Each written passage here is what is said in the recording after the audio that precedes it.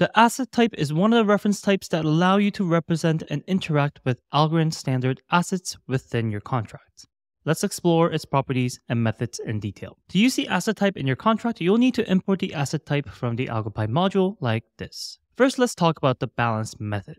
This method returns the amount of assets held by the specified account. It fails if the account has not opted into the asset. So for example, if you need to check whether account A holds at least 10 units of asset B, you can do so by doing assert asset B.balance, and you provide the address of account A or the account type that represents account A as the argument. Then you can check if the returned balance is greater or equal to 10. Note that both the asset and the supplied account type must be available resources. So when you're calling the contract method, make sure to provide the resources either manually or automatically through resource population. Also, if you provide the references to the asset and the account by providing it as the argument of the method, it automatically provides the reference to these types when calling the method. I'll leave a link in the description to a dev portal page that explains what foreign resources are on Algorand and how you can automatically handle them through resource population. Now let's look at some frequently used properties of an asset. The ID property returns the ID of the asset. The creator property returns the account type of the asset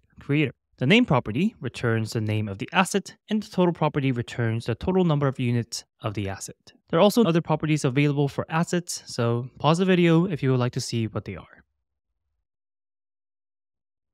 Again, note that for all these properties, the asset must be an available resource. Additionally, the frozen method checks if the asset is frozen for the specified account, and it fails if the account has not opted into the asset. For more information on the asset reference type, check out the links in the description.